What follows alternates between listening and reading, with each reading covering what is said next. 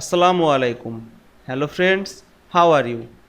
Welcome back to my another video. In this video, I am going to show you how to make bullet points in a table in Google Docs. Let's get started. At first, you have to open your Google Docs app. Then you have to open your Google Docs file.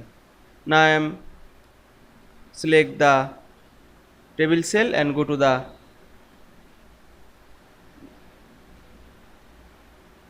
bullet bullet list menu, then click the drop down menu and click this bullet.